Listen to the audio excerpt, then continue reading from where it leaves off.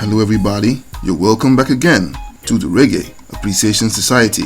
Reggae, the greatest genre of music on the planet, is also ironically just one of the youngest genres on Jazz Green Earth. In almost 6 decades since it emerged on the scene, reggae, or more specifically Roots Reggae, has spawned brilliant offshoots like dancehall, lovers rock, and dub. While it's almost impossible to pin down a specific time when other genres like rock and R&B came into existence, the birth of Roots Reggae has been penciled down as April 21st, 1966. That was the day that His Imperial Majesty Hailey Selassie I, Girmawi Emperor of Ethiopia, a mortal man worshipped as the incarnation of the living God by Rastafarians, would set foot on Jamaican soil. The Rastafarian community had for decades since its emergence on the island been ostracized in the colonial and then newly post-colonial Jamaica for being socially repulsive and for constituting a threat to colonial rule. But Selassie's arrival on the island, his endorsement of the Rastafarian community, and the epic unprecedented welcome they gave him took that group on the road to acceptance into the mainstream. And most importantly, Rastafarian ideology would infiltrate the DNA of Jamaican music through major artists like the Wailers and Toots and the Maytals. This Rasta influence not only brought with it musical elements like the Nyabingi drums, but introduced the spiritual, social, and politically charged themes, and when all wrapped together into one, would become known to the world as Roots Reggae, a brand of music that would take the world by storm in less than 10 years. Now, without further ado, let's take a look at the story of April 21st, 1966, the day of the Rasta Revolution. Now, this story begins with a Jamaican political activist, black nationalist, and Pan-African advocate in the Honorable Marcus Mosiah Garvey. Marcus Garvey, though born in Jamaica in 1887, would live in several countries throughout his life, including England and America, and aside from his career as a businessman and journalist, he became an advocate for the end of colonization in Africa and the unity of black people around the globe. His popular Afrocentric articles and speeches, with well-known slogans like One God, One Aim, One Destiny, would not only reverberate with black people around the world, but sow the seeds that would birth the Rasta movement. The literal roots of the Rastafarian ideology sprang from Garvey's vision for Africans in the diaspora to return to Africa, and his specific statement which he made in the 1920s that reads, "Look to Africa, where a black king will be crowned, for the day of deliverance is near." After this statement was made, quite a number of Garvey's followers in Jamaica were stunned, and when not long after, a young Ethiopian nobleman named Rastafari Makonnen was crowned Emperor of Ethiopia. This young king was the latest monarch of an almost 2,000-year-old dynasty which had descended from King Solomon of Israel. After drawing a nexus between Selassie I and scripture, some of these Garvey followers identify Selassie I as the second coming of Christ from the book of Revelation, and these Garveyites would adopt the emperor's original name, Rastafari, as the new name for their movement and faith. And some of these men were people like Joseph Hibbert, Archibald Dunkley, and Leonard C. Howell, who was the most popular, also known as the first Rasta. Considering the hardships and suffering in colonial Jamaica, the Rasta ideology would spread quickly among the lower class poor and struggling folk, and with the concept of them all being exiles in Babylon who had been victims of mental slavery that kept them down, it's easy to see why that faith grew so fast. But owing to the way the Rastafarians would live and look, they were shunned by the larger society and became outcasts on the island. They wouldn't cut their hair and grew locks. They also adopted smoking herb as a religious act, lived together in communes, or went about as itinerant preachers. Now, all these factors inspired a great deal of hostility from middle class and upper class Jamaicans, and they were called madmen, devil worshippers, and child kidnappers, not to mention suspicion from the authorities who found their black power principles threatening to the colonial government. And over time, Jamaica became a very hard place for Rastafarians to live, with several brutal crackdowns by the police over the years, with the most notorious being the Coral Gardens Massacre, in which up to 100 people were killed in 1963. But despite all of this, the Rastafarian movement kept growing, and by 1966, just as Garvey had predicted, deliverance would come, and from none other than Selassie I himself. By 1966, Emperor Hailey Selassie I had been on the throne for 36 years, and in April of that year, he embarked on a tour of some Caribbean countries and selected Jamaica as top priority, as the island had been an outspoken supporter of Ethiopia when Italy had invaded his country in 1935.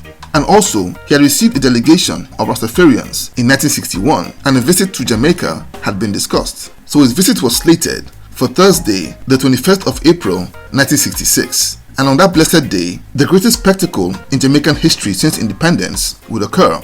Galvanized by the news of the Emperor's arrival, Rastafarians who could travel from every nook and cranny of the island would find their way to the Palisadoes Airport in Kingston to receive him in style. By that afternoon, over 100,000 people had filled the airport to give their Emperor an unprecedented welcome party.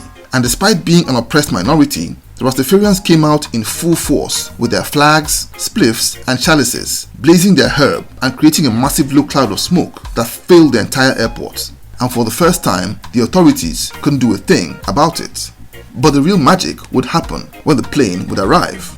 As the multitude waited, it began to rain very heavily, but like a miracle, the moment Selassie I's plane appeared through the clouds coming from the east, the rain ceased immediately and the sun came out very brightly, prompting a victorious roar from the crowd. As soon as the plane landed and stopped on the runway, it was swarmed by thousands and thousands of ecstatic Rastafarians. Legendary reggae artist, manager and promoter Copeland Forbes, who's managed the likes of Peter Tosh and the Mighty Diamonds, was given the job of being Selassie I's official door opener throughout his visit. And he said that it was a miracle that none of the Rastafarians got badly hurt, as there were so many of them smoking their herb around the plane and its flammable aviation fuel. And when the aircraft door was open and the Emperor would step out and wave, it sparked a perfect storm of reverence, worship and chaos, as thousands of these Rastas would overwhelm the official honor guard and almost storm the plane. All that chaos literally scared the Emperor back into the plane, so the authorities prevailed on Rasta leader Mortimer Plano to quell the chaos. So Plano pacified the crowd and convinced the Emperor to come out. That spectacle was a mind-blowing wake-up call to the Jamaican political leadership, who truly saw how influential the Rasta movement had become in Jamaican society. And by the mid-70s, Prime Minister Michael Manley would officially identify with Rastafarians for political clout. At every single public appearance where Selassie I would be, thousands of Rastafarians would show up in strength to honor their king. But the moment when Rasta would truly arrive in Jamaica was at a public reception organized for Selassie I by the Governor General of Jamaica. Rastafarians, who never dreamt of being on the national stage, got that honor when Selassie I would award 13 gold medallions to 13 Rasta elders, with the world watching. The social and political impact of that gesture was enormous, as it was symbolic endorsement of the Rastafarians as custodians of the African heritage in Jamaica. Now, with this new aura of respectability, it caused an explosion in the movement's popularity and acceptance, and of course, got it thousands and thousands of new members. And most tellingly, it would attract many musicians as well. I dare say, the first known artist to have become a Rastafarian due to Selassie I's visit was none other than Rita Marley, who was among the crowd that welcomed him the day he arrived. And as his convoy was passing, she would make eye contact with the king. And also, Don Carlos, who was a teenager at the time, also witnessed Selassie I moving by quickly in his motorcade, and that experience inspired him to write the song Just a Passing Glance. This incredible wave, inspired by that visit, would take over the musical culture, and the reigning genre at the time, which was rocksteady that had descended from ska, would slow into the throbbing rhythm that we know today as reggae music, complete with Rasta elements like the Nabingi drum and the imagery of Africa and the red, gold and green flag. And the likes of Peter Tosh and Bob Marley, who were ska and rocksteady artists, would open their accounts as full-fledged reggae artists with songs like Peter's Rasta Shook Them Up and Bob's Selassie I Is the Chapel. And 2 years after that visit, the first international reggae hit would come in the form of Desmond Decker's 1968 hit, Israelites, a track that would rise to #1 internationally and mark the beginning of the golden age of reggae music that's widely believed to have been between 1968 and 1983. Before the 1960s would end, the likes of the Abyssinians had unleashed foundational reggae tunes like Satan Masagana, and Uroy had released Righteous Ruler and would provide the template for Roots Reggae going forward. By the time the 70s would unfold, Rastafari in reggae would truly enter into its peak period, with some of the greatest music ever recorded that's unmatched in brilliance up till today. Now today, Rastafarian culture has travelled along with reggae music to the four corners of the globe and has become a truly worldwide phenomenon. And it all began with that legendary visit by Emperor Hailey Selassie I on 21st of April 1966, a date that's not only celebrated globally by Rastafarians as Ground Nation Day, but also marked by reggae historians as the day that Roots Reggae was truly born. So there you have it. Thank you for watching the video today. Please leave a like, subscribe, and until next time, God bless.